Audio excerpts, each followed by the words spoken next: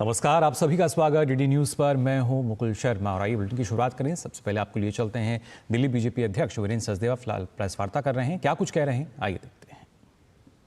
10,697 बस मार्शल तुमने निकाले 2023 में साइन करके कि जाओ तुम्हें नौकरी से टर्मिनेट किया जाता है। अशोक झा खानपुर डिपो में बस मार्शल था, एक एक रुपए के लिए तरस रहा था, बार बार आपके यहाँ प्रदर्शन करने आ रहा था, मांग कर रहा था कि बस मार्शल्स को लगाया जाए। और वो अगर गंदा पानी लेकर आपके पास आता है और वो गंदा पानी उछाला जाता है, मैं कह रहा हूँ उछाला जाता है, तो वो आपको एसिड दिखाई देता है। और सही भी है, दिल्ली में पानी एसिड ही है, जहरीला ही है। जिस पानी को पीने से सरकारी अस्पतालों में 21,000 लोग मर जाएं,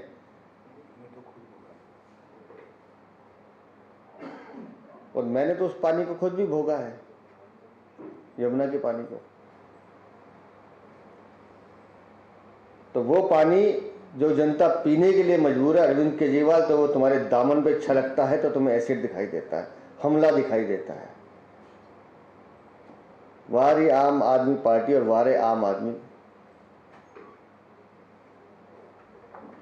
100 रुपए की चप्पल और 2 रुपए का पेन डालने वाले अरविंद केजरीवाल, अब तुम्हें पानी से डर लगता है।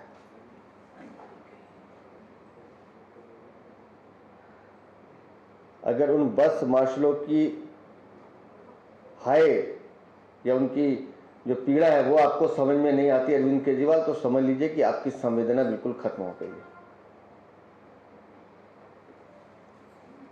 आप इधर उधर की बातें करते हैं।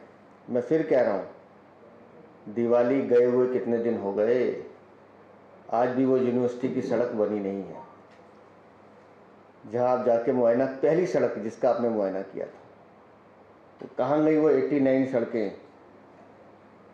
दिवाली तक पूरी दिल्ली की सड़कें बनाने का वादा किया था, क्यों उसकी बात नहीं करते अरविंद केजरीवाल? गंदे पानी की बात नहीं करते, बिजली के बढ़े हुए बिलों की बात नहीं करते, पूरी दिल्ली कूड़े का कचरा बनी हुई है उसकी बात नहीं करते, कूड़े के पहाड़ की बात नहीं करते, जो 12 कमोड उठा के घर से ले गए, टॉयलेट चोरी करके ले गए, तुम उसकी बात नहीं करते, करोड़ों रुपए के शीश महल की बात नहीं करते, लेकिन हमले की बात करते, क्योंकि तुम्हारे पास विषय नहीं है। तुम्हें पता है कि ये सब बातों पर तुम जनता को बार बार नहीं ठग सकते।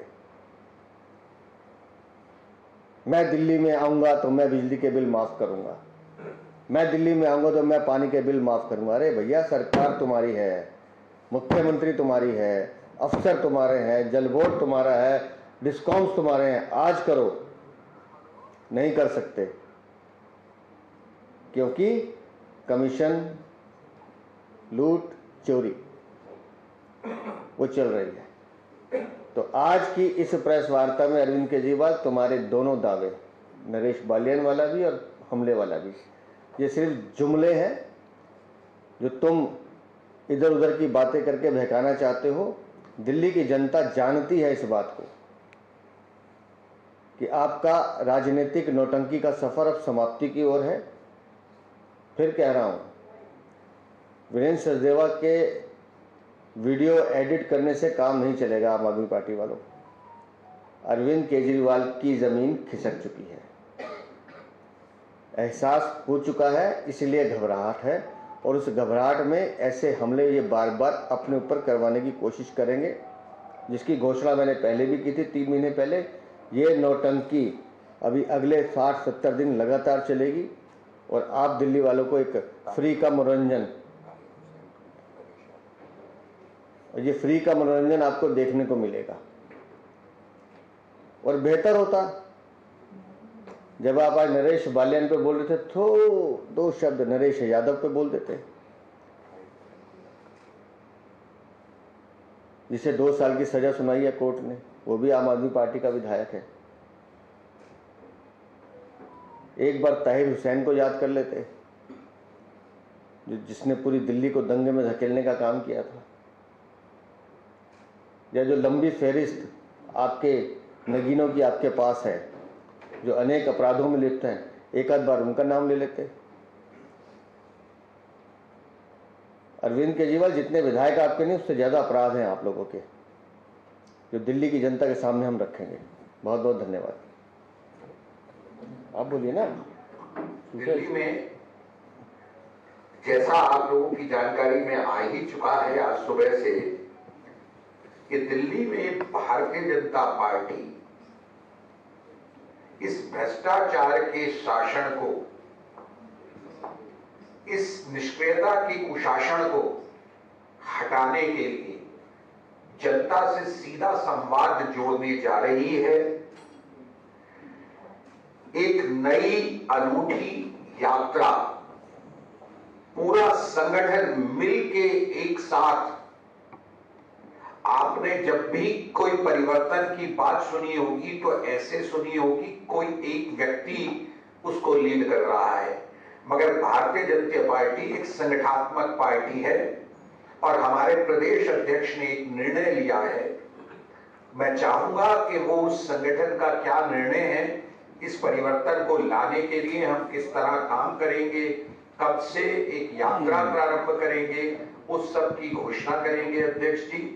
उस यात्रा का कार्य कौन देखेंगे, क्या टीम है, वो सब घोषणा अध्यक्ष करेंगे। साथियों, दिल्ली में चुनाव अब बिल्कुल मुहाने पर हैं और दिल्ली की जनता मन बना चुकी है कि इस भ्रष्टाचारी और वसूली सरकार से हमें मुक्ति चाहिए। तो भारतीय जनता पार्टी दिल्ली प्रदेश 8 दिसंबर से 8 नवंबर से तो महीने भी याद नहीं है, 8 दिसंबर से दिल्ली में परिवर्तन यात्रा प्रारंभ करेंगे। दिल्ली की 70 विधानसभाओं को ये यात्रा छूते हुए निकलेगी और इस यात्रा के कन्वीनर, संयोजक हमारे वरिष्ठ साथी श्रीमान सतीश उपाध्याय जी रहेंगे, जिनके नेतृत्व में इस पूरी यात्रा का प्रारूप तैयार किया जा रहा है। इस यात्रा की तो सबसे बड़ी विशेषता है कि 7 यात्राएं 7 लोकसभा से एक साथ प्रारंभ होंगी और एक दिन में एक विधानसभा हर यात्रा करेगी, जिसका प्रारंभ सुबह होगा, समापन शाम को होगा। और ये परिवर्तन यात्रा पद यात्रा होगी। किसी रथ पर बैठ के हाथ हिलाते हुए नहीं जाएंगे, जनता से संवाद करेंगे, बात करेंगे। इस पूरी यात्रा के विषय में मैं चाहूँगा श्री सतीश उपाध्याय जी आपके सामने अपना वक्तव्य दें। श्री सतीश उपाध्याय। नमस्कार मित्रों, आज की इस प्रेस वार्ता में हमारे पार्टी के जुझारू अध्यक्ष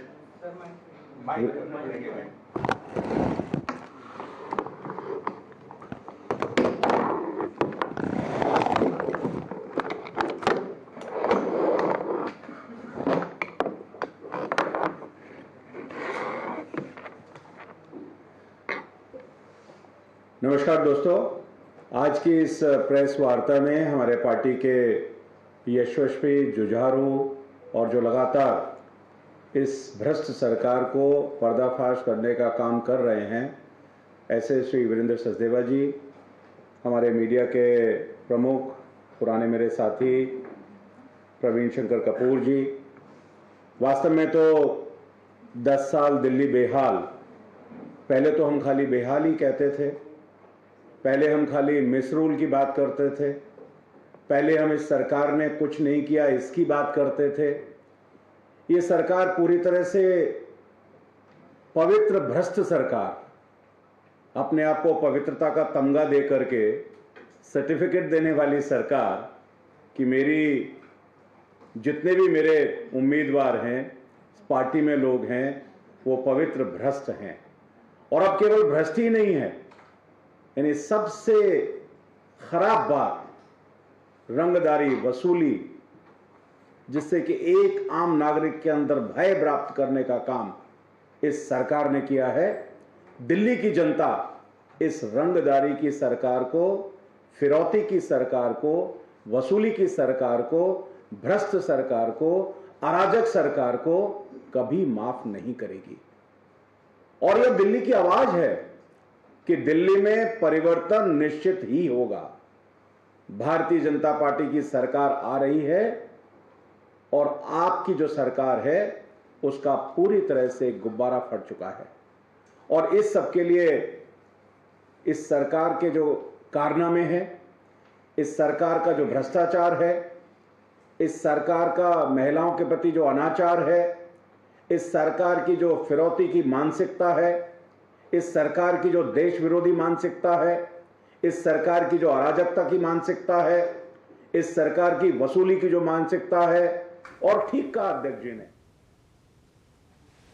तो दिल्ली बीजेपी की ओर से ये प्रेस वार्ता की जा रही है और इससे पहले हमने देखा जो दिल्ली बीजेपी प्रदेश अध्यक्ष हैं उन्होंने कहा कि किस तरीके से वीरेंद्र सचदेवा ने कि जो आम आदमी पार्टी की बात की जाए, अरविंद केजरीवाल की बात की जाए, लगातार उन पर जिस तरीके से आरोप लग रहे हैं, जिस तरीके से लगातार खुलासे हो रहे हैं, तो कहीं ना कहीं दिल्ली की जनता भी अब मन बना चुकी है कि किस तरीके से बदलाव लाना है। और साथ ही उन्होंने कहा कि आम आदमी पार्टी के इतने विधायक नहीं होंगे जितने अरविंद केजरीवाल के जो मामले हैं वो खुलकर सामने आ रहे हैं। उन्होंने कहा कि दिल्ली की जनता को काफ़ी उम्मीदें थीं अरविंद केजरीवाल से, लेकिन वो उम्मीदों पर वो खरा नहीं उतर पाए, बल्कि हर रोज़ एक नया मामला सामने आता है।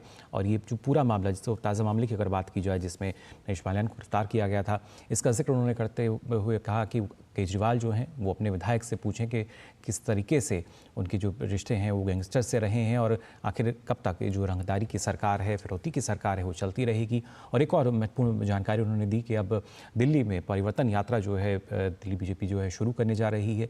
सतीश उपाध्याय जो है इसके बारे में जानकारी दे रहे थे कि किस तरीके से जो 7 लोकसभा सीट हैं उनसे अलग अलग परिवर्तन यात्रा जो हैं शुरू होंगी, जो कि तमाम 70 विधानसभा सीटों को कवर करेंगी।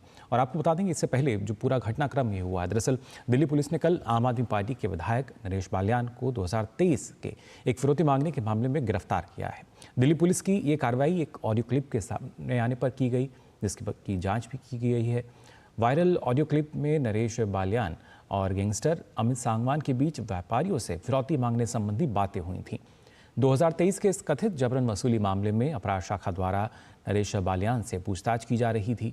इससे पहले भारतीय जनता पार्टी ने आप विधायक नरेश बालियान का एक ऑडियो क्लिप जारी किया था। इसमें गैंगस्टर और बालियान के बीच बातचीत रिकॉर्ड थी। भाजपा ने आम आदमी पार्टी और गैंगस्टर और वसूली वाली पार्टी बताया था। हालांकि आम आदमी पार्टी ने ऑडियो क्लिप को फर्जी बताते हुए कहा कि दिल्ली में बिगड़ती कानून व्यवस्था का मामला उठाने के चलते ये सब हो रहा है। दिल्ली पुलिस की अपराध शाखा द्वारा इस मामले में आगे फिलहाल पूछताछ जारी है। और आप विधायक नरेश बालियान की गिरफ्तारी पर दिल्ली पुलिस की प्रतिक्रिया भी सामने आई है। क्राइम ब्रांच के डीसीपी संजय कुमार सेन ने कहा है कि मामले की जांच की जा रही है, लेकिन नरेश बालियान प्रथम दृष्टया अहम किरदार नजर आ रहे हैं। देश से संचालित संगठित अपराध का मूल उद्देश्य बेसिकली वित्तीय लाभ ही है। ऐसे में यदि अगर संगठित अपराध की कमर तोड़नी है तो इनके वित्तीय प्रबंधन के विरुद्ध कानूनी कार्रवाई को अमल में लाना सबसे ज़रूरी है। अब अन्वेषण में नंदू की आवाज़ की पुष्टि की जा रही है और नरेश बालियान के नंद साथ की इस रिकॉर्डिंग से संबंधित एक्सटॉर्शन से आ रही उगाही के अलावा क्या और भी किसी तरह के संबंध हैं और गतिविधियों में किस तरह से संबंधित है, इसका पता लगाया जाना, जिसके लिए प्रोफेशनल अन्वेषण जारी है। तो लगातार आम आदमी पार्टी की अगर बात की जाए, झटके आम आदमी पार्टी को लग रहे हैं। जहां दिल्ली के एक विधायक नरेश बालियान को दिल्ली पुलिस की अपराध शाखा ने जबरन वसूली के आरोप में गिरफ्तार किया, तो वहीं दूसरे विधायक नरेश यादव को बेअदबी मामले में पंजाब की एक अदालत ने 2 साल के कारावास की सजा सुनाई है।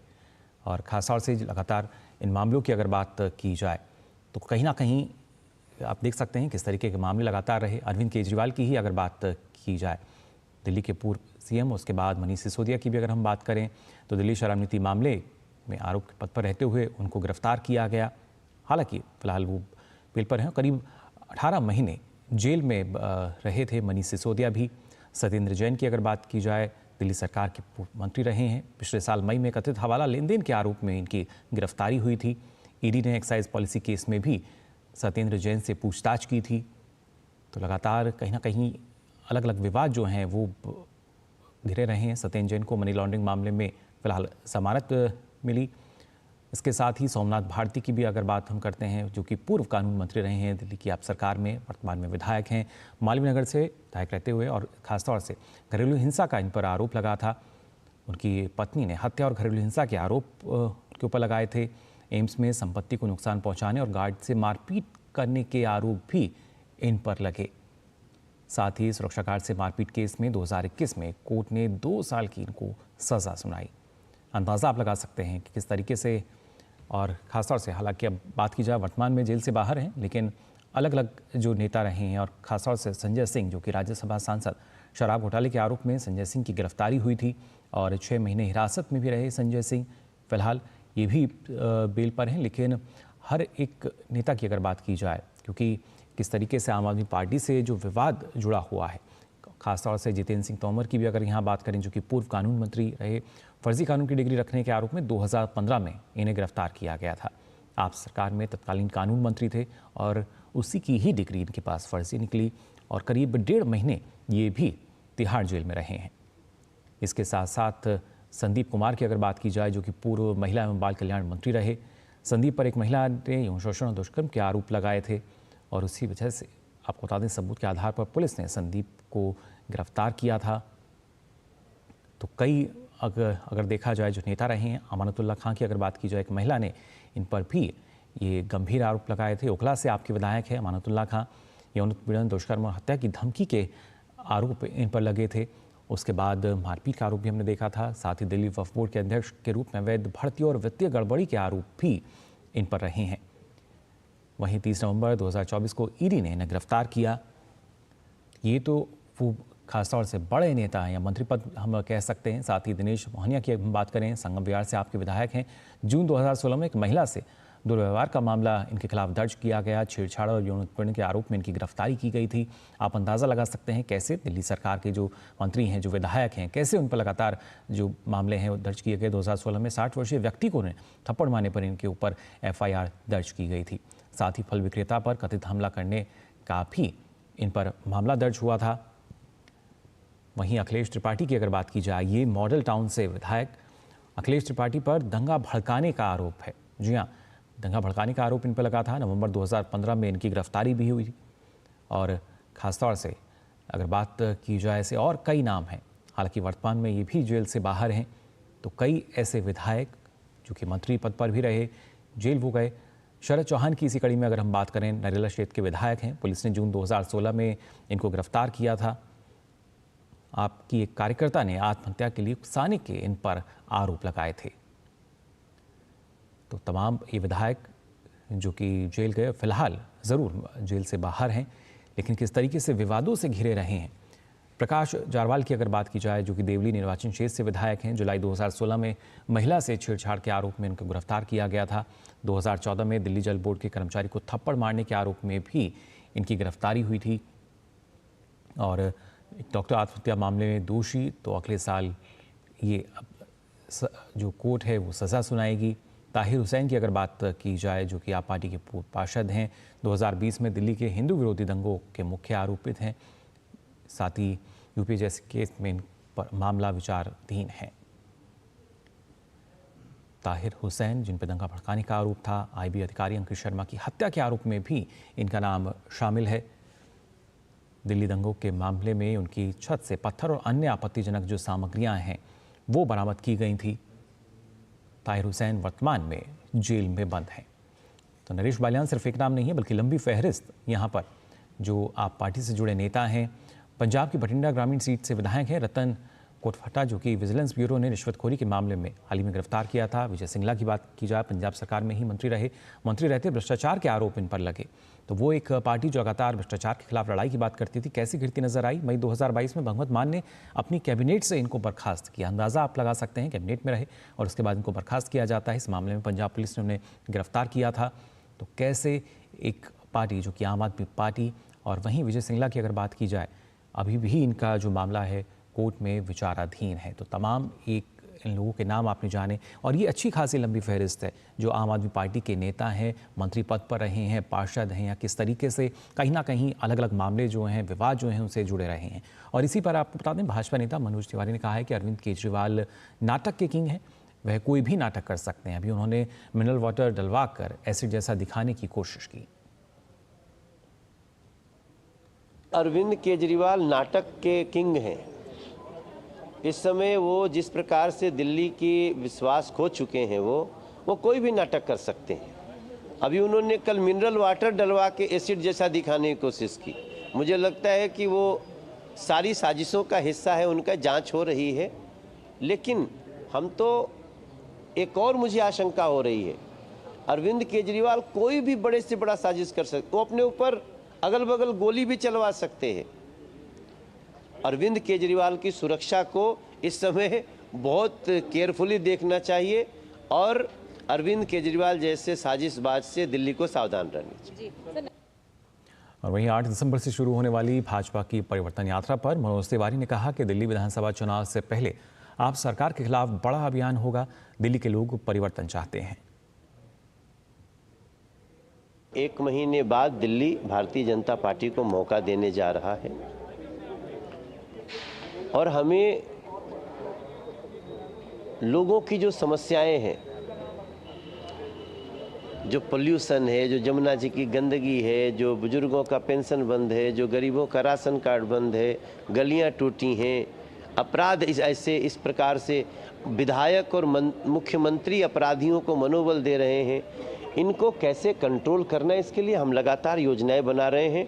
क्योंकि वी हैव टू डिलीवर। हमें सरकार बनते ही इस दिल्ली को सुरक्षित भी रखना है और दिल्ली को सजाना भी है। और वहीं दिल्ली के पूर्व मुख्यमंत्री और आम आदमी पार्टी के संयोजक अरविंद केजरीवाल ने दिल्ली में प्रेस कॉन्फ्रेंस के दौरान आगामी दिल्ली विधानसभा चुनाव को लेकर बड़ी बात कही है। केजरीवाल ने कहा कि आप दिल्ली में अकेले चुनाव लड़ेगी। देश जनतंत्र है और स्वाधीन देश है, सबको अपनी अपनी यात्रा निकालने का अधिकार है। दिल्ली में कोई गठबंधन नहीं होगा। और आई खबरों में आगे बढ़ते हैं। प्रधानमंत्री नरेंद्र मोदी ओडिशा में शुक्रवार से शुरू हुए 3 दिवसीय अखिल भारतीय महानिदेशक और पुलिस महानिरीक्षक सम्मेलन में आज भी शिरकत कर रहे हैं। प्रधानमंत्री ने कल भी सम्मेलन में भाग लिया था। इस सम्मेलन को लेकर पीएम मोदी ने सोशल मीडिया पोस्ट में कहा कि भुवनेश्वर में डीजीपी आईजीपी सम्मेलन का पहला दिन उपयोगी रहा। पुलिसिंग और सुरक्षा पर विभिन्न मुद्दों पर चर्चा की। रविवार को भी सम्मेलन में शामिल होंगे। प्रधानमंत्री ने कल पुलिस और सुरक्षा के विभिन्न पहलुओं पर विचार और सुझाव साझा किए। राष्ट्रीय सुरक्षा के मुद्दों पर चर्चा में भारत के विकास को बाधित करने के लिए प्रौद्योगिकी का उपयोग करने वाली विरोधी ताकतें, पारंपरिक चुनौतियां जैसे सीमा पार आतंकवाद और तस्करी, भीतरी इलाकों में कट्टरपंथी गतिविधियां, वामपंथी उग्रवाद जैसे विषय शामिल थे। समझा जाता है कि प्रधानमंत्री ने पुलिस व्यवस्था के विभिन्न पहलुओं पर सुझाव दिए हैं, जिन्हें अगले 1 साल में लागू करने के लिए सभी राज्यों और केंद्र शासित प्रदेशों और केंद्रीय एजेंसियों को भेजा जाएगा। डीजीपी आईजीपी के 59वें सम्मेलन में देश भर से 250 से अधिक अधिकारी शामिल हो रहे हैं। वहीं 200 से अधिक अधिकारी वर्चुअल तरीके से भी जुड़े हैं।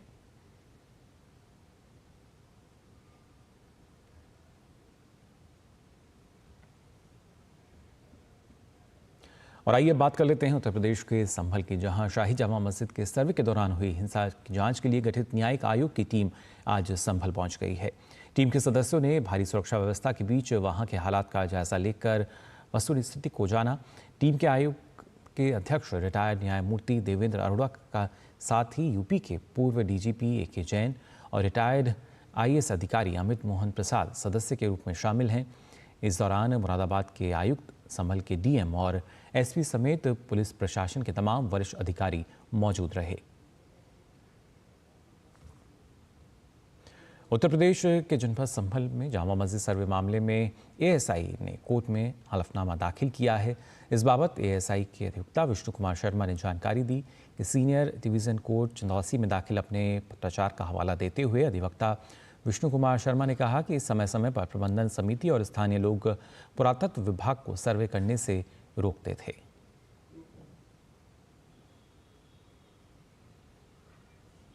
मैंने एएसआई की ओर से जवाब दाखिल किया है। एएसआई ने अपना प्रतिवाद पत्र दाखिल कर दिया है। समय समय पर जो एएसआई इंस्पेक्शन के लिए जो तथाकथित मस्जिद है वहाँ पर जाती थी, तो मैनेजमेंट कमेटी जो है वहाँ उसके और स्थानीय निवासी जो हैं वो एएसआई को सर्वे नहीं करने देती थी। इस बात का उल्लेख एएसआई ने अपने प्रतिवाद पत्र में किया है। और मस्जिद कमेटी द्वारा 2018 में जो मस्जिद की सीढ़ियां हैं उस पर स्टील की रेलिंग लगा दी थी, उसके विषय में भी एक FIR 19 जनवरी 2018 को मस्जिद कमेटी के अगेंस्ट की गई है।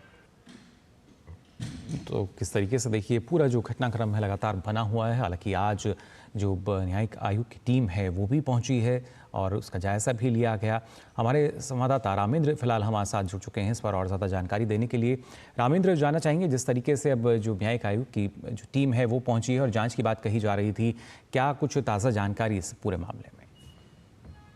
देखिए, न्यायिक आयोग की जो टीम संभल पहुंची है उसको जो वरिष्ठ प्रशासनिक अधिकारी हैं, पुलिस के अधिकारी हैं, वो उनको जानकारी दे रहे हैं। मस्जिद के सराउंडिंग जो क्षेत्र है वहाँ वो जांच कर रहे हैं। जानकारी दी जा रही है कि किस तरीके से उस दिन घटना हुई, कहाँ से पत्थर चले, भीड़ किन गलियों से आई और किस तरीके से पुलिस पर आक्रमण शुरू हुआ, कैसे फायरिंग हुई, पुलिस पर कैसे पथराव किया गया, इस सब की जानकारी उनको दी जा रही। चूँकि पूर्व DGP हैं AK जैन साहब, बड़े वरिष्ठ अधिकारी हैं और बड़े तेज तर्रार अधिकारी हैं जो जाँच में हैं। उम्मीद यह है कि अगर उन सारी चीज़ों को समझेंगे तो सारे तथ्य निकाल कर सामने लाएंगे कि क्या स्थिति है। तो अभी तक जो सराउंडिंग एरिया है मस्जिद का उस पर जांच शुरू की जा रही है और वरिष्ठ अधिकारियों से बातचीत की जा रही है कि उस दिन क्या स्थिति थी, किस तरीके से घटना शुरू हुई। अभी इस बिंदु पर जांच कर रही जो आयोग, न्यायिक आयोग है। जी बिल्कुल रामेंद्र, और ऐसे में हमने देखा था पिछले दिनों जिस तरीके से लगातार प्रशासन ने अलग अलग वीडियो क्लिप्स जो हैं वो जारी किए थे, जिसमें सीधे तौर पर देखा जा सकता था कि जो किस तरीके से जो हिंसक भीड़ थी, जो उपद्रवी थे, किस तरीके से वो पत्थरबाजी कर रहे थे, वाहनों को आग के हवाले कर रहे थे। तो कहीं ना कहीं उम्मीद यही है कि कार्रवाई जो है और तेज़ होती नजर आएगी इस पूरे मामले में।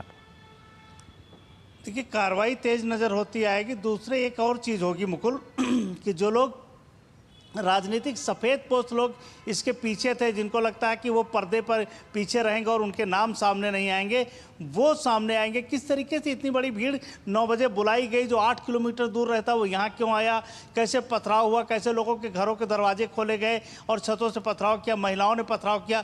तो ये एक सेकंड का काम नहीं है, ये प्लानिंग है। तो यही जांच बेसिकली इसी मुद्दे पर है कि क्या प्लानिंग करके ये पूरी घटना को अंजाम दिया गया है या सडन हुई है, पुलिस से कोई लापरवाही तो नहीं हुई है। तो ये सारे बिंदु जांच में शामिल हैं, जिसकी 3 सदस्यीय कमेटी जो जांच कर रही है। मुकुल जी बिल्कुल, और ख़ासतौर से हमने देखा था रामेंद्र, क्योंकि जब कल जो सपा के नेता हैं उनके जो बयान सामने आ रहे थे, उनका यही कहना था कि जो पूरी घटना है उसको हम साजिश नहीं कह सकते हैं, लेकिन अभी तक जिस तरीके के साक्ष्य सामने आए हैं, साजिश से भी उसमें हम कह सकते हैं इनकार नहीं किया जा सकता।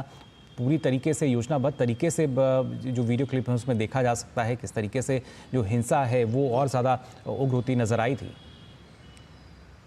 देखिए, अगर साजिश नहीं होती तो वहाँ के सांसद के खिलाफ पुलिस मुकदमा नहीं दर्ज करती, जो विधायक हैं उनके बेटे के खिलाफ मुकदमा नहीं दर्ज करती। जाहिर है कि प्रथम दृष्टया तो ये दोषी लगे होंगे, तभी पुलिस ने मुकदमा दर्ज किया है। दूसरा, जिस तरीके से समाजवादी पार्टी उन चीज़ों को आगे बढ़ा रही है, वो चाहती है कि इस तरह टकराव जो है वो बढ़ता रहे। देखिए, समाजवादी पार्टी राजनीतिक दल है, वो वोट के लिहाज से चीज़ों को देखती है। उन्होंने 5-5 लाख रुपए देने की घोषणा की जो मृतक हैं। अब मृतक मरे कैसे हैं, क्या कर रहे थे, इससे उनका कोई लेना देना नहीं। तो समाजवादी पार्टी का एजेंडा कुछ अलग है। इस घटना क्या हुई है वो नहीं, वो एक पूरे मुस्लिम समाज को वोट के लिहाज से देखते हैं और उनका एजेंडा भी यही कि वोट बने रहे, वोटर बने रहें, वो भारत के आम नागरिक न बने, अपने विकास की बात न करें, वो पुलिस से लड़ें, वो हम जो कहें उससे झगड़ा करते रहें और हमारे वोटर बने रहें। तो उनका एजेंडा अलग है। लेकिन न्यायिक आयोग जो जाँच करेगा वो दूध का दूध पानी का पानी होगा। उम्मीद की जानी चाहिए कि 2 महीने में रिपोर्ट जब शासन को आएगी तो ये सारी तस्वीर साफ हो जाएगी। मुकुल जी बिल्कुल, और खासतौर से रामेंद्र, जो टीम वहाँ पर मौजूद है जो कि अभी जायज़ा भी ले रही है, क्या जिन लोगों की गिरफ्तारी की गई है उनसे भी किस तरह का जो संवाद है वो किया जाएगा या और जानकारी जो है वो ली जाएगी? देखिए, जो पहले तो पुलिस ने क्या अब तक तथ्य जुटाए हैं उसकी जानकारी वो ले रहे हैं कि पुलिस ने कब तक क्या तथ्य जुटाए हैं और किस तरीके से गिरफ्तारी है। देखिए, जिन लोगों की गिरफ्तारी की गई है उनके सबके साक्ष्य है, तो उन लोगों से भी बात कर सकते हैं कि भाई क्यों आप कर रहे थे, आपके पीछे कौन था, किसने इस तरीके से मोबिलाइज किया इतनी बड़ी भीड़ को। तो वो सारे तथ्य उनसे भी बात होगी और जो बाहर लोग हैं उनसे भी बात होगी। और जिन लोगों चलिए बिल्कुल, और इस मामले को लेकर अगर बात की जाए, जो पुलिस कमिश्नर हैं वो क्या कुछ कह रहे हैं, आइए भी सुन लेते हैं। थोड़ी देर बात भी की, जो उन्होंने बताया उसको कह सकता, पर उन्होंने देखा। सेंसिटिव मैटर है, नेक्स्ट विजिट कब होगी कमेटी की? दूसरा, कितने अरेस्ट हुए और अभी क्या कितने अरेस्ट और होने हैं, क्या कुछ आप लोग कर रहे हैं? देखिए, ये इसमें जो जांच आयोग का भ्रमण था, जो हमें बताया गया, वो सिर्फ घटनास्थल का विजिट करने के लिए था। जांच आयोग की एक कार्यविधि होती है, उसके अनुरूप वो बाद में कार्य करेंगे, उसका एक प्रोसेस होता है, तो निश्चित रूप से बाद में करेंगे। अभी तो तत्काल उनका बस यही था, हमको जो निर्देश मिला था कि घटनास्थल का विजिट करना चाहते, उसके चारों तरफ के सराउंडिंग एरिया का उन्होंने किया। जहाँ तक गिरफ्तारियों की बात है, अभी गिरफ्तारियाँ जितना हमने पहले बताया 30 के 30 हैं, और पहचान करने का, एविडेंस कलेक्शन का काम चल रहा है वो बड़ी तेज़ी से चल रहा है। घटना के पीछे के लोगों को भी चिन्हित करने का प्रयास कर रहे हैं। अभी गिरफ्तारी आगे नहीं कोई की है, जैसा मैंने पहले दिन कहा था, जब तक हम एविडेंसेस से पुष्ट नहीं करते हमें गिरफ्तारियों की जल्दी नहीं है। और मूल जो ध्यान है, हमारा फोकस है, वो उन लोगों पर है जिन्होंने इसकी साजिश रची या जिन्होंने इसको प्लान किया। नुकसान का मूल्यांकन हो गया है सर? नुकसान का मूल्यांकन हुआ है, उसकी समीक्षा हो रही है, उसका एग्जामिनेशन होता है कि सही मूल्यांकन हुआ है कि नहीं, वो प्रोसेस चल रहा है। जल्दी ही वो भी पूरा कर लिया जाएगा। अजय राय जो कांग्रेस के अध्यक्ष हैं, उन्होंने कहा है कि कल संभल जो है कांग्रेस का डेलीगेशन आएगा, आप लोगों की तरफ से क्या तैयारी, आने देंगे या बिल्कुल प्रतिबंध है? 10 तारीख जिलाधिकारी की तरफ से 10 तारीख तक प्रतिबंध है, 10 दिसंबर तक, क्योंकि आप देख रहे हैं स्थिति सामान्य हुई है, बहुत तेज़ी से सामान्य हुई है। पूरी तरह से अगर ये नॉर्मलसी हो जाए, उसके बाद हम किसी को नहीं रोकेंगे और सभी लोगों से निवेदन करेंगे, आग्रह करेंगे, रिक्वेस्ट करेंगे कि तब तक 10 तारीख तक वो भी ना आवें। उसके बाद जब भी कोई चाहेगा, समीक्षा करने के बाद कोई भी आना चाहता है, कोई इशू नहीं। कोर्ट में जो आपने अरेस्ट करे, उन लोगों को पेश करे सर, क्या कुछ सारे सबूत वगैरह आप लोग साक्ष्य दिए हैं सर, क्या कुछ है? एग्जैक्टली, मैं यही कह रहा हूँ कि जिन जिन लोगों को गिरफ्तार किया है उनको कोर्ट में प्रोड्यूस कर रहे हैं, और जब ज़रूरत होगी उनको रिमांड पर भी लेंगे। हम कोर्ट के सामने सारे कागजात भी प्रस्तुत कर रहे हैं। हम इसमें पूरी सावधानी बरतने की कोशिश कर रहे हैं। उद्देश्य ये भी है कि कोई निर्दोष फंसने ना पावे। लोग वैसे तो पुलिस के पास आ रहे हैं, बहुत सारे लोगों का नाम लेके लोगों से सहयोग मिल रहा है, लेकिन हम इस बात, और लोग बता रहे होंगे, हो सकता है सही बता रहे हों, पर हम फिर भी विजिलेंट हैं इस बारे में कि कहीं कोई किसी को गलत तरीके से नामित न कर दे, क्योंकि कई बार इसमें लोग मौके का फ़ायदा उठा के अपने जो राइवलरी है उसको भी निकालने की कोशिश करते हैं। ये अनुभव रहा है, इसलिए हम जो भी जानकारी मिल रही है उसको अन्य साक्ष्यों से पुष्ट जरूर कर रहे हैं। धन्यवाद। तो जो कमिश्नर हैं इस बात की जानकारी दे रहे थे किस तरीके से पूरे मामले में जो कार्रवाई है वो की जा रही है, और साथ ही साक्ष्य लगातार जुटाए जा रहे हैं। और उनका सीधे तौर पर यही कहना कि किस तरीके से जब हम बात करते हैं पूरे मामले को लेकर, कैसे लगातार जो गतिविधियां हैं उन पर नज़र रखी गई है। और ख़ासतौर से रंजन सिंह जो हैं आईजी, उनका सीधे तौर पर यही कहना था कि कैसे लगातार जब हम प्रशासन की बात कर रहे हैं, कैसे जब हम बात करते हैं कि ये तमाम इन पहलुओं को लेकर जो जांच है उसको आगे बढ़ाया जा रहा है। और ख़ासतौर से उनका ये भी कहना कि जो भी गिरफ्तारियां की गई हैं उनके खिलाफ कहीं ना कहीं साक्ष्य हैं, एविडेंस मौजूद हैं, और कोई भी गिरफ्तारी ऐसी नहीं की गई है कि किसी का एविडेंस ना हो। और साथ ही उन्होंने कहा कि अक्सर ऐसे मामलों में देखा जाता है कि पुरानी रंजिश के चलते किसी का नाम ले लिया जाता है, तो ऐसी स्थिति कतई नहीं है और गिरफ्तारी की कोई जल्दी नहीं है, लेकिन जांच जो है वो तेज़ी से चल रही है। और सीधे तौर पर उनका यही कहना अजय कुमार का कि जो भी इसके पीछे साजिश करता रहे हैं इस पूरे मामले के पीछे, उनके खिलाफ कार्रवाई ज़रूर होगी, उन तक पहुंचने की कोशिश चल रही है। हमारे संवाददाता रामेंद्र लगातार हमारे साथ जुड़े हुए हैं। रामेंद्र, अगर जिस तरीके से देखा जाए, जो अभी जिस तरीके से यहाँ हम उनकी बात सुन रहे थे, उनका सीधे तौर पर यही कहना कि कहीं ना कहीं जो साजिश करता है उस तक पहुँचने की कवायद जो है वो उस दिशा में अब लगातार काम चल रहा है। तो एक तरीके से माना जा सकता है कोई ये सामान्य रूप से वहाँ पर हिंसा नहीं भड़की थी, बल्कि सुनियोजित एक तरीके से इसको माना जा सकता है। देखिए मुकेश, अगर किसी सांसद के खिलाफ पुलिस मुकदमा लिख रही, किसी विधायक के बेटे के खिलाफ मुकदमा लिख रही, तो बिना तथ्यों पर तो नहीं लिखेगी। और आज भी कमिश्नर ने यही कहा कि जो उसके पीछे साजिश करता है, जिनके बुलाने पर भीड़ आई, जो 10-10 किलोमीटर से चल करके यहाँ पथराव करने आए, तो कोई ना कोई तो इसके पीछे है। और वो चेहरे बेनकाब होने चाहिए जो न राष्ट्र के हित में है, न समाज के हित में है, और न ही लोगों के हित में। जिस तरीके से ये घटना कराई गई है उससे लोगों का जो यूथ है उसका कैरियर खराब हुआ होगा। बहुत सारी घटनाएं ऐसी हुई जो बीच में रंजिश हुई है, जो दो धर्मों के बीच खाई बढ़ेगी, तो ऐसे लोग राष्ट्र और समाज के तो दुश्मन ही हैं, लोगों के भी दुश्मन है जिनको वो इस दिशा में ले जा रहे हैं। बिल्कुल रामेंद्र, और जैसे आप बता रहे थे कि अगर सपा की बात की जाए या कांग्रेस दल की बात की जाए तो कहीं ना कहीं राजनीति को बढ़ावा देने के लिए इस तरह की बात की जाती है कि हम भी वहाँ का दौरा करेंगे, जायजा लिया जाएगा। और उस पर भी यहाँ पर हमने देखा जो कमिश्नर उन्होंने कहा कि फिलहाल जो ऑर्डर हैं, जिस तरह के दिशा निर्देश हैं, वो यही है कि 10 तारीख से पहले कोई भी जो पार्टी के सदस्य हैं या वो इस तरीके से नहीं पहुंच सकते। कल भी जिस तरीके से सपा का जो प्रतिनिधिमंडल था उसकी बात कही जा रही थी, कांग्रेस की तरफ से भी बात कही जा रही थी, तो क्या माना जाए कि अभी भी जो राजनीतिक दल हैं ये वो अपनी राजनीतिक रोटियां सेकने में लगे हुए हैं? देखिए मुकेश, ये पूरी कार्रवाई न्यायालय के आदेश पर हुई थी और अगर सपा के बयानों को आप ठीक से सुन लीजिए, चाहे प्रोफेसर साहब के हो चाहे अखिलेश जी के हों, तो आपको लगेगा कि किस तरीके के बयान दे रहे हैं। वो पहले से ही आग में घी डालने का काम वो बयान कर रहे हैं। एक छोटा सा मजिस्ट्रेट, न्यायिक मजिस्ट्रेट इस तरीके की कार्रवाई कर देता है। अरे मजिस्ट्रेट होता है, वो आपके सीट का तो सम्मान करना सीखें वो लोग। उनके बस में केवल इतना है कि वो कैसे उस मूवमेंट को, कुंदरकी हारने के बाद इन लोगों को थोड़ा सा ज्यादा तक दिक्कत हुई है। मुस्लिम वोट जिस तरह कुंदरकी में शिफ्ट हुआ है, उसके बाद से इनको लग रहा है कि ये मुस्लिम वोट शिफ्ट तो नहीं होगा, तो उसको कैसे ग्रिप में रखा जाए, कैसे उसको अपने कंट्रोल में रखा जाए, कैसे उस वोटर को अपने साथ रखा जाए, ये उस पर राजनीति कर रहे हैं। इनको समाज से और देश से कोई लेना देना नहीं, उसके लिए काम नहीं कर रहे हैं कि टकराव ना हो, युवाओं का लाइफ ना बर्बाद हो, पुलिस के मुकदमे ना हो। अगर 800 लोगों के खिलाफ मुकदमे होंगे तो उनमें बहुत सारे यूथ होंगे जिनकी पढ़ाई लिखाई बेकार गई बच्चों की, तो उस पर इनका दिमाग नहीं। दिमाग इनका केवल वोट पर है और मुस्लिम को वोटर बना के रखना चाहते हैं, उस पर कंसंट्रेट है। जी बिल्कुल रामेंद्र, और जैसा आपने कहा कि जो प्रोफेसर रामगोपाल ने वहाँ पर जिस तरीके से बयानबाजी की थी, छोटा जज कहा था, लेकिन कहीं ना कहीं अपनी ही पार्टी के जो खासतौर से नेता हैं, सांसद हैं, विधायक पद पर मौजूद हैं, वो किस तरीके का कार्य कर रहे हैं, शायद उस तरफ ध्यान नहीं है। देखिए क्या है ना, वहाँ की अगर डेमोग्राफी आप देखिए ना, संभल के जिस क्षेत्र की बात कर रहे हैं जहाँ मंदिर और मस्जिद का विवाद है, वहाँ की डेमोग्राफी देखिए तो आप वहाँ हिंदू अल्पसंख्यक पोजीशन में है। एक हिस्सा संभल के जहाँ हिंदू बहुत है और उस हिस्से में जहाँ तुर्कों का साम्राज्य है, जहाँ पर संभल के मजबूत लोग हैं और इन लोगों के पास बड़ी प्रॉपर्टीज हैं, तो जाहिर है कि ये मजबूत लोग हैं और इनके इशारे पर मूवमेंट संभल का होता है। संभल अखिलेश यादव का बिगड़ रहा है, मुलायम सिंह वहाँ से चुनाव लड़े हैं, तो संभल ऐसा नहीं कि इनसे अछूता है, तो संभल की उन सारी परिस्थितियों के बनाए रखना चाहते हैं जो टूट रही हैं। इनका फोकस वहां है कि संभल की टूटती हुई परिस्थितियां एक बार फिर इनके अनुकूल हों, उसके लिए वो तमाम काम कर रहे हैं मुकेश। जी बिल्कुल, और खासतौर से अगर बात की जाए, क्योंकि अभी तक के जो हालात बने हुए हैं, कमिश्नर का भी यही कहना था कि हालात शांतिपूर्ण हैं और यही हम लोग चाहते हैं कि जो स्थिति है वो शांतिपूर्ण बनी रहे।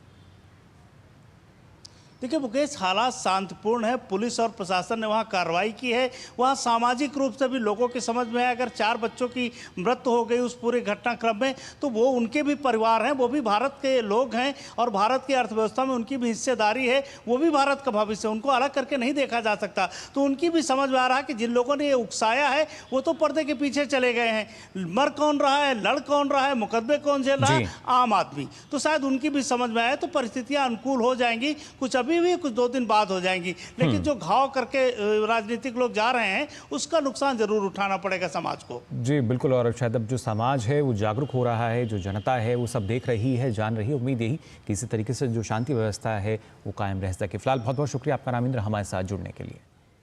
तो हमारे संवाददाता रामेंद्र बता रहे थे किस तरीके हालात फिलहाल संभल में हैं और किस तरीके की जो खासतौर से न्यायिक जांच की जो बात कही गई थी उसकी टीम पहुंची है, क्या कुछ फिलहाल ताज़ा स्थिति बनी हुई है। वहीं उत्तर प्रदेश के ही बदायूं की अगर हम बात करें तो यहाँ भगवान नीलकंठ महादेव बनाम जामा मस्जिद मामले में वाद की पुष्णता, यानी कि जो दावा सही है या नहीं, इसको लेकर जिला न्यायालय के सिविल जज senior division fast track court में इसकी सुनवाई हुई। इसमें शनिवार को जामा मस्जिद पक्ष ने बहस की और अपना पक्ष भी रखा। बहस पूरी ना होने की वजह से अब अगली सुनवाई इस पूरे मामले में 3 दिसंबर को होगी। जामा मस्जिद कमेटी की बहस पूरी होने के बाद हिंदू पक्ष के अधिवक्ता अपनी दलील पेश करेंगे। दरअसल अखिल भारत हिंदू महासभा के प्रदेश संयोजक मुकेश पटेल द्वारा अदालत में किए गए दावे के मुताबिक शहर में स्थित जामा मस्जिद पूर्व में राजा महिपाल का किला था। यहाँ नीलकंठ महादेव का मंदिर था। मस्जिद की मौजूदा संरचना नीलकंठ महादेव के प्राचीन मंदिर को ध्वस्त करके बनाई गई है। साल 1175 में पालवंशीय राजपूत राजा अजयपाल ने इस मंदिर का जीर्णोद्धार कराया था। मुगल शासक शमसुद्दीन इल्तुतमिश ने इसे ध्वस्त करके जामा मस्जिद बना दिया। इसका नक्शा समेत सरकारी गजटेयर भी कोर्ट में पेश किया गया है। वहीं मुस्लिम पक्ष का दावा है कि जामा मस्जिद शमसी लगभग 840 साल पुरानी है। मस्जिद का निर्माण शमसुद्दीन इल्तुतमिश ने कराया था। यहाँ मंदिर का कोई अस्तित्व नहीं है। और वहीं उत्तराखंड के उत्तरकाशी में मस्जिद हटाने की मांग को लेकर देवभूमि विचार मंच द्वारा महापंचायत बुलाई गई है। ये महापंचायत रामलीला मैदान में होगी। इस दौरान नगर में कानून व्यवस्था और शांति बनाए रखने के लिए उत्तरकाशी पुलिस द्वारा फ्लैग मार्च निकाला गया। साथ ही जिला प्रशासन ने बड़ाहाट और मस्जिद मोहल्ला में 50 मीटर परिधि में निषेधाज्ञा लागू कर दी है। इस महापंचायत में 5000 से अधिक ग्रामीणों के जुटने की उम्मीद है। तेलंगाना के विधायक टी राजा सिंह भी इसमें शामिल होंगे। विश्व हिंदू परिषद और बजरंग दल के पदाधिकारी महापंचायत के लिए उत्तरकाशी पहुंच चुके हैं। उत्तरकाशी की जो संस्कृति है, उत्तरकाशी के जो मूल जो समाज है उसकी संस्कृति बची रहे और प्रत्येक प्रकार से लोगों को हमने अपने समाज के प्रति जागरण करना है कि यहाँ पे स्थानीय जो लोग हैं वो बाहर के व्यक्तियों को ज़मीन न बेचें और अगर वो ज़मीन दे रहे हैं तो पहले उनकी पड़ताल कर लें कि वो किसको ज़मीन बेच रहे हैं, वो उस ज़मीन में क्या करना चाह रहे हैं। नहीं तो जिस प्रकार से अभी आजकल जो मस्जिद का जो मुद्दा जो बना हुआ है अवैध रूप से, क्योंकि वो भी ज़मीन खरीद करके ही पहले वो ज़मीन खरीदी गई और उसके बाद उसमें जो है धार्मिक गतिविधियाँ प्रारंभ की गई हैं। तो इसलिए हम ये चाहते हैं कि भाई कि ये देवभूमि जो है देवताओं की भूमि है और इस प्रकार के कृत्य जो है यहाँ पे जो असंवैधानिक कृत्य है उनसे लोगों को हमको जागरूक करना है। हम सभी बुजुर्गों को आह्वान किया हमने कि सभी आओ कि सबको पता चले कि यहाँ किस तरह से गतिविधियां हो रही है। अब जिहाद लैंड जिहाद जिस तरह से हो रहा है देश में, हम ये चाह रहे हैं कि रोक लगाया और आज यह महापंचायत इसलिए हो रही है कि सभी लोगों को हमने आह्वान कर दिया है कि सभी लोग आए और महापंचायत को भव्य तरीके से और शांतिपूर्वक से इसको सफल बनाए। उत्तरकाशी रामलीला मैदान पे महापंचायत अब कुछ ही देरों में शुरू होने वाली है और यहाँ पे तैयारियां चल रही है और आंदोलनकारी जो हैं, जो महापंचायत के जो संयोजक हैं, आइए जानना चाहते हैं किस तरह की तैयारियां हैं। जी देखिए, आज देवभूमि विचार मंच के आह्वान पे पूरे उत्तरकाशी की आज प्रत्येक गांव से लोग यहाँ आएंगे। तो संवैधानिक तरीके से और नियम के तहत वो गलत है जिसके विरोध के लिए आज महापंचायत का आयोजन किया गया है और साथ ही जो पंचकोशी यात्रा का जो मुख्य पड़ाव है वर्णावत पर्वत, उस वर्णावत पर्वत पर एक साजिश के तहत गैर हिंदुओं के द्वारा जो अपना धार्मिक आयोजन किया जा रहा है उसको भी हटाने के लिए आज इस महापंचायत का आयोजन किया गया है कि क्योंकि उत्तराखंड पूरी देवभूमि है और उत्तरकाशी में भी उसका बहुत महत्वपूर्ण स्थान है। जो महापंचायत होनी है उसमें कितनी भीड़ आने की उम्मीद है? देखो, भीड़ का हमारा ये है कि 5000 से अब की भीड़ हमारे यहाँ पे आएगी और प्रत्येक स्थानीय जो यहाँ पे गांव से लेकर नगर से लेकर सभी लोग यहाँ पर मौजूद रहेंगे। और यहाँ पे महापंचायत होने का एक मुख्य कारण ये है कि जो हमारा ये पूजनीय पर्वत है जिसमें पंचकोशी यात्रा का भी एक महत्व है और इसकी तलाटी में वर्णावत पर्वत की तलाटी में ये इस्लामिक गतिविधियां चल रही है। जो बाबा काशी विश्वनाथ की भूमि है, यहाँ पे कोई बर्दाश्त नहीं करेगा इन चीजों को। किस तरह की उम्मीद लग रही है आपको इस महापंचायत में, किस तरह के निर्णय निकलेंगे? इसमें जो हमारा एक मुख्य जो निर्णय निकलेगा वो ये है कि अवैध मस्जिद को यहाँ से जो है हम हटाएंगे और शासन प्रशासन के मौजूदगी में और उनके सहयोग से ये इस पे जो है कार्रवाई होगी। जी, निश्चित ही जो अब महापंचायत की तैयारियां शुरू हो चुकी है और धीरे धीरे अब गांव से लोग आने शुरू हो गए। अब देखना होगा कि महापंचायत में किस तरह का डिसीजन लिया जाता है। उत्तरकाशी से दूरदर्शन समाचार दिव्य बिष्ट। और आई खबरों में आगे बढ़ते हैं, बात करते हैं चक्रवाती तूफान फिंजल के बारे में। तमिलनाडु और पुडुचेरी के उत्तर तटीय क्षेत्र में चक्रवात फिंजल अब एक कमजोर पड़ता हुआ नजर आ रहा है। भारत मौसम विज्ञान विभाग के अनुसार ये चक्रवात बीते 6 घंटों से स्थिर है। मौसम विभाग के अनुसार चक्रवात के धीरे धीरे पश्चिम की ओर बढ़ने और अगले 6 घंटों के दौरान धीरे धीरे कमजोर होकर खासतौर से उत्तरी तटीय तमिलनाडु और पुडुचेरी के पर एक गहरे दबाव में तब्दील होने की संभावना है। यानी एक डीप डिप्रेशन में अब तब्दील हो सकता है और किस तरीके से फिलहाल इसका जो असर है वो देखने को मिल रहा है, इस पर जानकारी के लिए रुक कर लेते हैं। हमारे संवाददाता अनवरसन हमारे साथ फिलहाल जुड़ चुके हैं, जानना चाहेंगे, चेन्नई से हमारे साथ जुड़े हैं अनवरसन, क्या ताज़ा स्थिति बनी हुई है? जो बारिश है क्या अभी भी जिस तरह का अनुमान जताया गया था भारी बारिश का सामना करना पड़ेगा, क्या किस तरह के हालात हैं? As you know that we are in the Kallakuri district where the rainfall is till now is going on.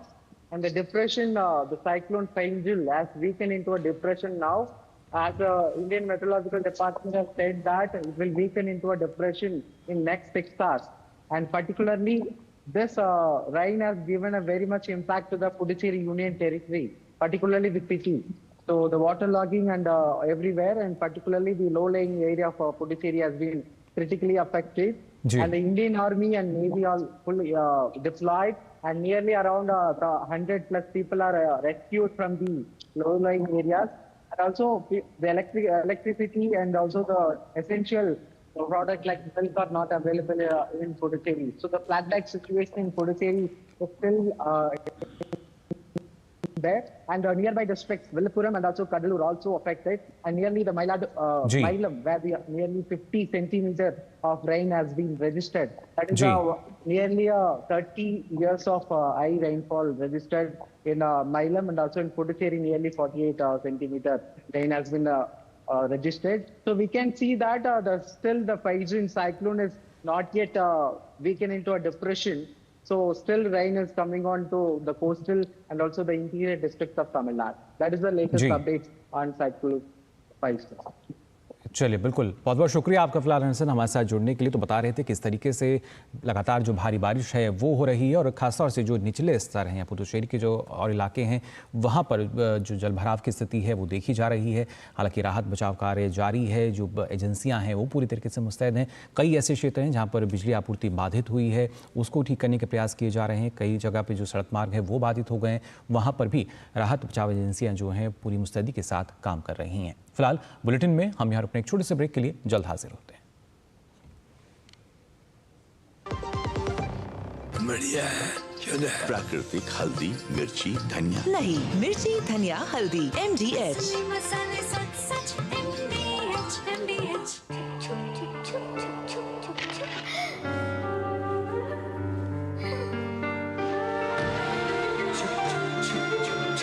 आ जाओ।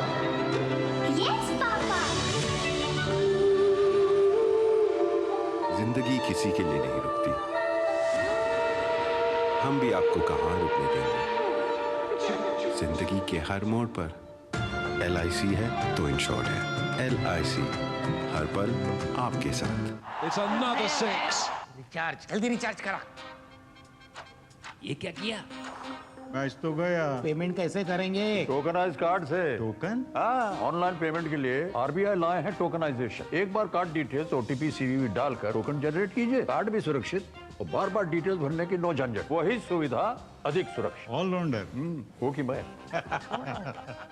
RBI कहता है कि जानकार बनिए, सतर्क रहिए। MDH का किचन किंग किचन में हो तो हम सब कुछ बना सकते हैं। बैंगन का भरता, आलू गोभी, भिंडी मसाला और भी बहुत कुछ। MDH। ब्रेक के बाद आप सभी का एक बार फिर स्वागत DD न्यूज़ पर। आइए खबरों में आगे बढ़ते हैं। खेल के क्षेत्र में बिहार की निरंतर बढ़ती भागीदारी, उत्कृष्ट प्रयास और अंतर्राष्ट्रीय स्तर की प्रतियोगिताओं की बेहतर और सफल आयोजन को लेकर बिहार को इंडिया स्पोर्ट्स अवार्ड 2024 से नवाजा गया। दिल्ली में आयोजित एक भव्य समारोह में बिहार राज्य खेल प्राधिकरण के महानिदेशक रविंद्रन शंकरन ने इस पुरस्कार को ग्रहण किया। ये पुरस्कार देश की प्रतिष्ठित संस्था federation of Indian chambers of commerce और इंडस्ट्रीज द्वारा इमर्जिंग स्टेट प्रमोटिंग स्पोर्ट्स की श्रेणी में दिया जाता है। 2 दिसंबर से 8 दिसंबर तक भारत और श्रीलंका के बीच खेली जाने वाली 5 मैचों की बाधिर एक दिवसीय क्रिकेट श्रृंखला के पूर्व दोनों ही टीमें अभ्यास में जुटी हुई हैं। अभ्यास सत्र का जायजा लिया हमारे संवाददाता शरद मुदगल ने। 2 दिसंबर से 8 दिसंबर के बीच भारत और श्रीलंका टीम के बीच होने वाली एक दिवसीय टूर्नामेंट के 5 मैचों के लिए दोनों ही टीमें यहां अभ्यास में जुटी हुई हैं। इस पर और अधिक जानकारी के लिए हमारे साथ हैं भारतीय बधिर क्रिकेट टीम से जुड़े हुए कुछ सदस्य। हमारे साथ हैं भारतीय बधिर क्रिकेट टीम के कोच देवदत्त जी। उनसे जानते हैं कि ट्रेनिंग किस प्रकार से चल रही है। हमारी ट्रेनिंग बहुत ही अच्छी आया है और हमारा जो टीम में 2-3 बच्चों को नया मौका दिया है हमने और अच्छे बच्चे हैं जो अभी नेक्स्ट जो बिहार में जो 24 स्टेटों के बीच में जो टूर्नामेंट हुआ था उसमें से जो अच्छे बच्चों ने परफॉर्मेंस की थी हमने उसको इंडियन टीम में रखा और हमारी टीम इस बेटर कर रही है। पीछे ही सीरीज हम इंग्लैंड से भी जीत के आए हैं तो आई होप हम कोशिश करेंगे कि श्रीलंका से भी 5-0 से ये टूर्नामेंट जीतें। हमारी जो टीम है हमारा टीम कॉम्बिनेशन बहुत ही अच्छा है और हमने लगातार इनके साथ 7 दिन का कैंप रखा है जिसमें हमारे फिजियो आरिफ खान और हमारे ट्रेनर मोहम्मद इमरान दोनों ने लगातार टीम के साथ जुड़ के बहुत मेहनत करी है और साथ में हमने 2 प्रैक्टिस मैच भी खेले हैं जिसमें हमारी टीम का परफॉर्मेंस बहुत अच्छा रहा है और आगे भी हम अच्छा करेंगे और मुझे आशा है कि हम 5-0 से ये सीरीज जीतेंगे। भारतीय क्रिकेट टीम है जो यहाँ भारत की सरजमी पर ही हम श्रीलंका का स्वागत करते हैं उसमें हमें कोई परेशानी, लेकिन हमारी टीम काफ़ी मजबूत है और यहाँ पर जो भी सभी खिलाड़ियों का सिलेक्शन किया गया है नेशनल लेवल पर जिन्होंने अच्छा प्रदर्शन किया था उनका सिलेक्शन हुआ है और यहाँ 5 मैचों की श्रृंखला रखी गई है। उम्मीद करते हैं कि हम सारे लोग फिट होंगे और हमारा जो स्टाफ है कोचिंग स्टाफ उसने काफ़ी अच्छी ट्रेनिंग दी है और हम सभी आत्मविश्वास से भरे हुए हैं तथा इंडियन डेफ क्रिकेट एसोसिएशन का बहुत बड़ा सहयोग है जिसमें प्रेसिडेंट का भी बहुत बड़ा सहयोग। हम यूके से भी जीत कर आए हैं और यहाँ भी हमें वो अपने सब कुछ याद है। टीम पूरा आत्मविश्वास से भरी है और पूरा सीरीज भी हम ही जीतेंगे। हम भारत में आने के बाद काफ़ी अच्छा अनुभव कर रहे हैं। आज सुबह से हमारा यहाँ अभ्यास सत्र रखा गया है। यहाँ हम पिच का मुआयना कर रहे हैं किस प्रकार की पिच है और उम्मीद करते हैं हम यहाँ की सरजमी पर आने के बाद भी हम यहाँ से विजयी होकर जाएंगे और भारतीय टीम को हरा के यहाँ से जाएंगे। दोनों ही टीमें अपनी अपनी जीत की उम्मीदें लगाए हुए हैं, लेकिन जीतेगी तो टीम वही जो अच्छा प्रदर्शन करेगी और जो दिन पर पूरा फोकस करेगी। लेकिन उम्मीद करते हैं कि भारत की सरजमी पे आई श्रीलंका की टीम, यहाँ उनका स्वागत तो है लेकिन हम चाहते हैं कि हमारी इंडियन क्रिकेट टीम यहाँ से विजयी होकर आगे बढ़े। कैमरा पर्सन गिरीश के साथ मैं शरद मुदगल, डीडी न्यूज़, दिल्ली। और देश के सार्वजनिक प्रसारक प्रसार भारती ने OTT प्लेटफॉर्म के क्षेत्र में कदम रखते हुए हाल ही में वेव्स की शुरुआत की है। ये डिजिटल मीडिया और OTT दर्शकों को एक संपूर्ण इंफोटेनमेंट इकोसिस्टम देता है। अगर आपको भी चाहिए फ्री में शानदार कंटेंट तो आज ही डाउनलोड करें। QR कोड के जरिए भी आप वेव्स ऐप को डाउनलोड कर सकते हैं।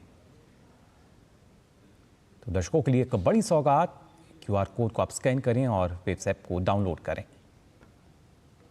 तो फिलहाल के लिए इस बुलेटिन में बस इतना ही, लेकिन देश और दुनिया की तमाम खबरों के लिए आप देखते रहिए DD न्यूज़। मुझे दीजिए अनुमति। नमस्कार।